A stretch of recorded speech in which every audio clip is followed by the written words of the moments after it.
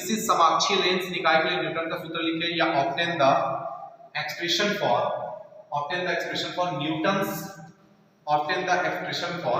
Newton's formula for a coaxial lens system.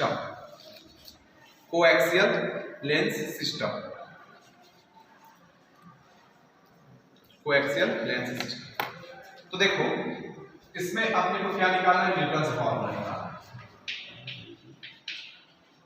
Newton's formula for coaxial lens या lenses. इसके लिए है समाक्षीय लेंस के लिए न्यूटन का सूत्र निकालना है, ठीक है। तो अब यहां समझने वाली बात ये है कि वो लेंस हमारे पास देखो, एक तो पहली बात कि अगर हमने लेंस लिया है तो इसको हम लोग दो लेंसों से मिलकर बना हुआ माना जा सकता है। समझ में आ रहा है क्या? या तो फिर मैं इसको अलग अलग ऐसा लेंस बना दूं, दो लेंस ले लिया है इस तरीके से, थोड़ा समझना, दो लेंस हम लोगों ने लिया है और एक लेंस हम लोग के पास किस तरीके से आ रहा है, किस तरीके से जा रहा है, उसके बारे में हम लोग देखेंगे। तो या तो दो लेंस से समझो या तो किसी एक लेंस को दो लेंस बना करके समझना। दो लेंस को समझेंगे तो यहां से हम लोगों ने इसको लिया है, थोड़ा समझना, एक ये वाला पार्ट और एक ये वाला पार्ट। तो दो लेंस अगर हम लोग के पास है, या मैं इसी को कैसे लिख सकता हूं, जो लेंस हमने लिया था एक को मैंने इस तरीके से आधा मान दिया है और दूसरे को मैंने इस तरीके से आधा मान दिया है। आ रहा समझ? एक ही लेंस को दो पार्ट में मैंने क्या कर दिया है, तोड़ दिया है। और उसके लिए बोलता है न्यूटन्स फॉर्मूला चाहिए। तो या तो तुम इससे समझो और या तो फिर तुम इससे समझो। आ रहा समझ कि नहीं आ रहा? तो दो कोएक्सियल मतलब जिनका अक्ष क्या हो, सेम। समझ में आ रहा है? जिनका एक्सिस अपने पास सेम। तो अब तुम कैसे समझते हो उसको थोड़ा ध्यान देना।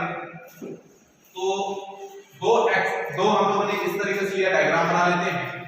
मान लेते हैं कि ये कोई इस तरीके से हमारे पास प्रिंसिपल एक्सिस है, मुख्य अक्ष है, और यहां से मैंने मान लिया कि एक कोई लेंस का है, इस तरीके से चाहे इधर रखा होगा, और एक मान लेते हैं हमारे पास इस तरीके से लेंस का समझो।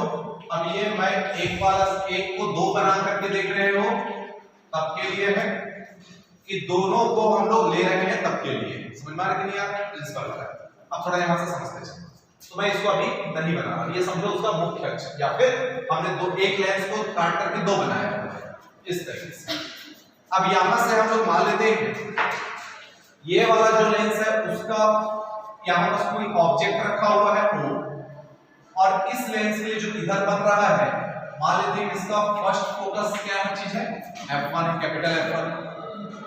तो अगर मैंने बोला यहां से इस तरीके से, तो मान लेते हैं क्या क्या मानेंगे, ध्यान देना। वैसे इसमें भी मान लेते हैं कि कहीं इस पर जो इमेज बन रहा है वो कहां बन रहा है, आई पर बन रहा है इसके थ्रू, और इसका जो सेकंड वाला है वो हम लोग किस तरीके से है, F2 की तरह। सेकंड वाला फोकस जो है वो क्या है, कैपिटल F। समझ में आया? ठीक। अब यहां से थोड़ा सा ध्यान देने वाली चीजें हैं। यहां से आपको पता है कि किसी भी ऑब्जेक्ट का इमेज बनाने के लिए, किसी भी वस्तु का प्रतिबिंब बनाने के लिए हमको कम से कम दो रेस की जरूरत पड़ती है, जो दो किरणों की जरूरत पड़ती है। मान लेते हैं कि यहाँ पर कोई हमारे पास इस तरीके से ऑब्जेक्ट है जिसको हमने A और O बोल दिया, और एक रे कहां निकलेगा, एक किरण कहां निकलेगी, इस तरीके से इंसिडेंट होगा। क्लियर हो गया? और दूसरा वाला रे हम लोग निकालते हैं जो किससे होकर जाता है, उसके फोकस से होकर जाता है इस तरीके से। ठीक है?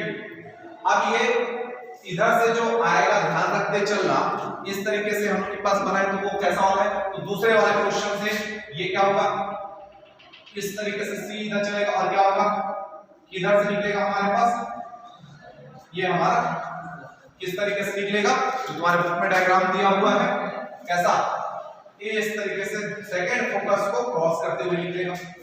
ठीक है? जो नॉर्मल हम लोगों ने पहले पढ़ा हुआ है 9वीं 10वीं में, उसके हिसाब से है इस तरीके से हमारे पास रेस चला, ये 12th में भी दिया हुआ है, और यहां से ये फिर क्या हो जाएगा, इस तरीके से निकलते हुए सीधा सीधा कहां काटेगा, यहां काटेगा।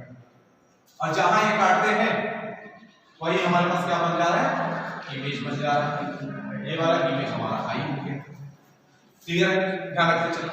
तो इस तरीके से हमारे पास वैल्यू दिया और ये रेज हमारे पास कैसा है, ऐसा निकल रहा है, इस तरीके से। ये न्यूटन के लॉ है, मैंने बार बार बोला है। तुम चाहोगे तो इसको एक मान सकते हो। ये हमारे पास इस तरीके से, ये हमारे पास एक लेंस दे दिया हुआ, ऐसा समझो। अब इस लेंस का हमारे पास दो पार्ट दिए गए हैं, एक पहले वाला क्वेश्चन होता है, दूसरा वाला क्वेश्चन। एक से ज्यादा वाला भी तुम लेंस मान सकते हो, ध्यान रखिए, एक से ज्यादा लेंस मान सकते हो। लेकिन हमने क्या किया है, अभी समझ लो, एक ही समझने के लिए हमने क्या किया है, एक लेंस को ही लिया है जिसका दो क्वेश्चन बताया गया है, एक पहला वाला है और एक दूसरा वाला। ठीक है, अब मान लेते हैं कि यहां से इस फोकस से यहां तक का जो डिस्टेंस है उसको मैंने x1 बोला है। मतलब लेंस के फर्स्ट फोकस से जो ऑब्जेक्ट का डिस्टेंस है वो कितना है, x1। ठीक है, और इस फोकस से ये मान लो कोई भी O हो गया और ये वाला क्या हो गया, O प्राइम। तो यहां से यहां तक का जो डिस्टेंस है वो हमने कितना बोल दिया, फोकस डिस्टेंस कितना बोला, फोकल लेंथ कितना बोला है, या फोकस दूरी कितना बोला है, f1। ठीक है, अब वैसे दूसरे वाले की तरफ चलते हैं। तो यहां से इस वाले सेंटर से अपन क्या लेते हैं, f2 का क्या बोला हमने, स्मॉल f2 बोला है, फोकस दूरी। सेम टू सेम यहां से f2 से अगर बात करते हैं तो f2 से लेकर के i तक की जो डिस्टेंस है वो हमने कितना बोल दिया, d बोल दिया। या फिर मान लेते हैं कि इसका डिस्टेंस कितना है, x। ठीक है, हम लोग अगर साइन प्रॉपर्टी लगाते हैं, चिन्ह परिपाटी लगाते हैं, तो चिन्ह परिपाटी में ये लेफ्ट हैंड साइड होने की वजह से क्या चीज है, माइनस आएगा, ये भी क्या आएगा, माइनस आएगा। समझ में आ रहा है कि नहीं आ रहा? ठीक, तो अब थोड़ा सा डायग्राम को अच्छे से समझना, और डायग्राम के थ्रू ही अपने पास क्या करने वाला है, फार्मूला निकालने वाला है। तो इस तरीके से हम लोगों ने ले लिया। तो सबसे पहले देखो डायग्राम में हम लोग के पास क्या क्या दिया गया है, डायग्राम में हम लोगों के पास क्या क्या दिया है, हमने O कैपिटल F1 की वैल्यू निकाली है कितनी, -x1। अगर मैंने इसी में कैपिटल F1 से O तक लिया तो इसकी वैल्यू कितनी हो गई, small f1। Same to same अगर मैंने उसको लिया तो O प्राइम F2 की वैल्यू कितनी है, स्मॉल f2। और अगर मैंने इसमें capital F2 is equal to sorry capital F2 i की वैल्यू अगर ली तो कितनी आ गई, x2। आ रहा समझ? तो ये राइट हैंड साइड में ये कितना हो जाएगा, F1 वाला भी लेफ्ट हैंड साइड होने की वजह से क्या हो जाएगा, माइनस में। ठीक है, अब थोड़ा ध्यान देना, अब दोनों साइड का थोड़ा सा अपने को वैल्यू निकालते हुए चलना है। अच्छा, इन लोगों का सब डिस्टेंस कितना, उससे अभी फिलहाल कोई फर्क नहीं पड़ने वाला है। इसको क्या बोला जाता है, जिस समय दूसरा हम क्वेश्चन करेंगे जिसमें इसकी जरूरत पड़ेगी उसमें मैं बताऊंगा, जैसे लैग्रांज वाला हो गया। ठीक है, तो अभी हम लोग डायग्राम देखेंगे। देखो इसमें सबसे पहले एक पार्ट की तरफ ले लेते हैं, इस तरफ वाला लेफ्ट वाला। तो लेफ्ट वाले में ये दोनों ट्रायंगल सिमिलर ट्रायंगल कहलाएंगे, समरूप त्रिभुज कहलाएंगे, क्योंकि दोनों का कोण क्या है, सेम है, कांस्टेंट है।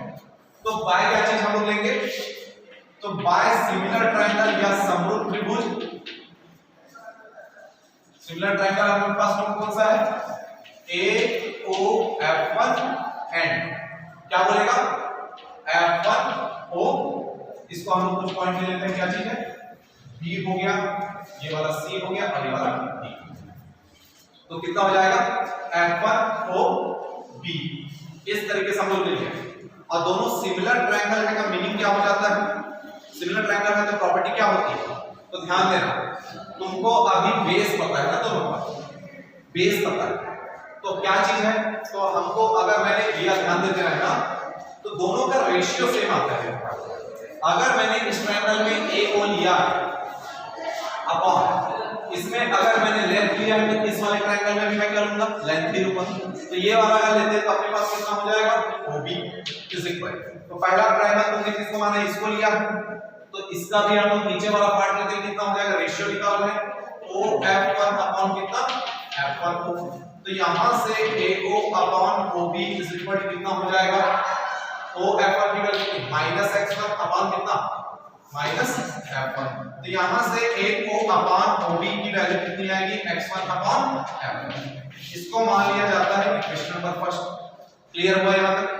अब जैसा तुमने इधर का लेफ्ट हैंड साइड वाला दोनों ट्रायंगल लिया है, same to same right hand side वाले भी दो ट्रायंगल बन रहे हैं, वो भी क्या है, सिमिलर। अरे सर तो सिमिलर है तो अपने पास क्या चीज है, आप कौन सा ट्रायंगल लेंगे, CO प्राइम F2 और F2 I अपॉन I। तो ऐसे अपने पास क्या चीज है, तो समझो ये पहला वाला कंडीशन आ रहा है नहीं, ऐसे समझने के पर्पस से। आइए सेकंड वाला, तो क्या बोलेगा, सिमिलरली बाय ट्रायंगल, बाय कौन सा, by similar triangle, similar triangle कौन सा, CO प्राइम F2 एंड कौन सा वाला, F2 ID, इस तरीके से। तो इसमें भी डिक्टो जैसा तुमने इसको लिया वैसे लो, तो उसमें भी परपेंडिकुलर कौन सा है, OC प्राइम या फिर सॉरी CO प्राइम अपॉन कितना आ जाएगा, उसमें अगर तुमने परपेंडिकुलर तो उसमें भी क्या लेंगे, IO ID या फिर DI जो भी इक्वल टू, इसमें क्या है, O प्राइम F2 और इधर नीचे से भी क्या आएगा आपके पास, F2 I। तो CO prime upon ID is equal to क्या हो जाएगा, O प्राइम F2, इसकी वैल्यू कितनी है अपने पास, F2 और इसकी वैल्यू कितनी है, X2। ठीक है, ये हमारे पास इक्वेशन कितना हो गया। लेकिन अपने पता है कि इसकी वैल्यू किसके बराबर है, इसकी वैल्यू है, यहां से अगर मैं लिखूं किसके बराबर, A O के बराबर आ रहा है, समझ ध्यान रखना। लेकिन बाय फिगर या फिर डायग्राम अपने पास क्या चीज है, फॉर्मूला कि A O की जो वैल्यू है वो किसके बराबर है, CO प्राइम के बराबर है, और यहीं से सेम टू सेम जो हमारे पास OB की वैल्यू है वो कितना है, ID के बराबर है। तो इस इक्वेशन से क्या हो जाएगा, तो देन हम लोग के पास कितना बचेगा, CO प्राइम और अपॉन ID की जगह क्या लिखा जा सकता है, तो CO प्राइम की जगह हम लिख सकते हैं AO और ID की जगह क्या लिख सकते हैं, OB। तो इक्वल क्या आ गया हमारे पास, F2 अपॉन X1। तो ये हो गया हमारा इक्वेशन नंबर 8, कितना हो जाएगा, X2। ये हमारे पास इस तरह से। तो अब ये हो गया AO अपॉन AOB की वैल्यू आ गई और वैसे ही AO अपॉन OB की वैल्यू आ गई, तो दोनों इक्वल है।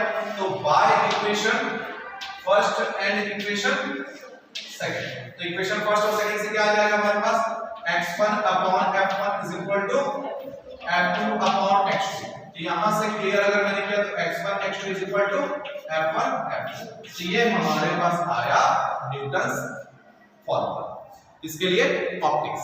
क्लियर है, समझ में आया, तो ये इजी वाला। चलो।